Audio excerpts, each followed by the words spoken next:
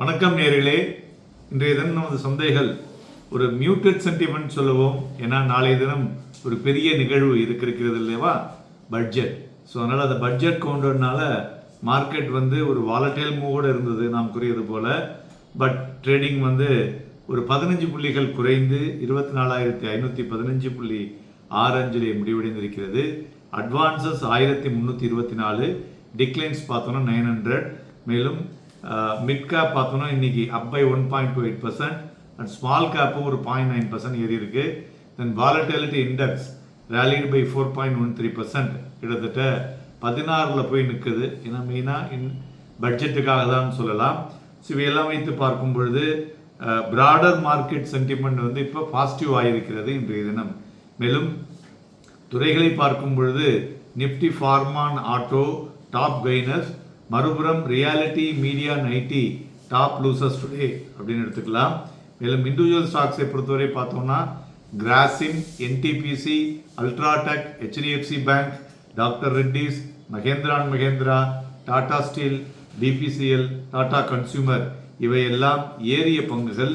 இறங்கின பங்குகள்னு பார்த்தோம்னாக்க stocks like Wipro, Kotak Mahindra bank, Reliance, one man army, ITC, SBI life, state bank of India, HCL tech, LTI Mindtree, Axis bank, Bajaj finance இவையெல்லாம் இறங்கிய பங்குகள்.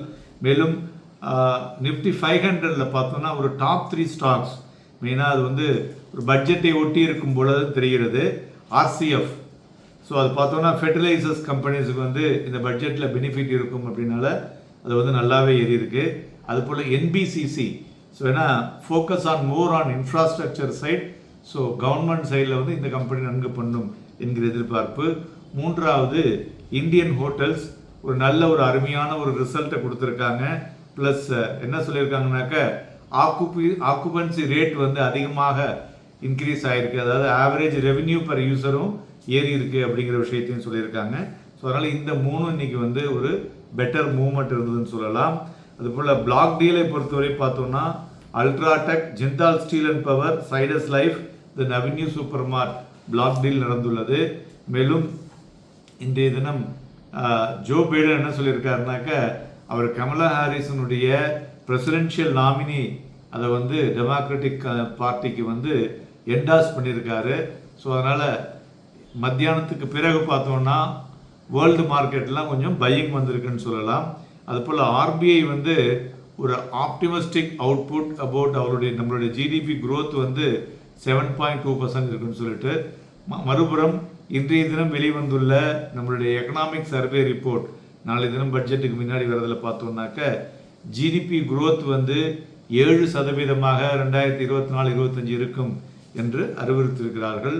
So நண்பர்களே, நாளைய தினம் எலெக்ஷன் இருக்கிறது, பட்ஜெட் இருக்கிறது. இந்த பட்ஜெட்டினுடைய ரிசல்ட்ஸ் தகுந்த மாதிரி மார்க்கெட்டினுடைய ரியாக்ஷன்ஸ் இருக்கும். டெக்னிக்கலாக பார்த்தோம்னா மார்க்கெட் ஒரு ஹை வாலட்டைல் மூவில் இருக்கும். இன்றைக்கே பார்த்தீங்கன்னாக்க டேஸ்லோ 24,362 காலையிலேயே வந்துடுது. அதுலேருந்து அதுக்கப்புறம் பார்த்தோம்னா 24,595 ஹை போயிட்டு 24,515 முடிவடைந்திருப்பது குறிப்பிடத்தக்கது. மேலும் நிஃப்டியினுடைய சப்போர்ட்டை பார்க்கும் பொழுது 24,407.75 மற்றும் 24,284 இது ஸ்ட்ராங் சப்போர்ட்டாக இருக்கக்கூடும். ரெசிஸ்டன்ஸ் பார்த்தோம்னா 24,631.25 மற்றும் 24,754.40 இருக்கக்கூடும். பட் நாளை தினம் மார்க்கெட் பார்த்தோம்னாக்க ஒரு வாலட்டிலிட்டி மிகுந்த நாளாக தான் இருக்கக்கூடும்.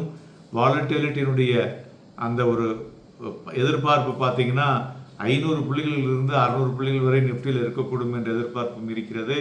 நாளைய தினம் நம்மளுடைய நியூஸ் 18 சேனலில் நம்மளுடைய ப்ரோக்ராம் 1 மணிக்கு வர இருக்கு. அனைவரும் பாருங்கள்.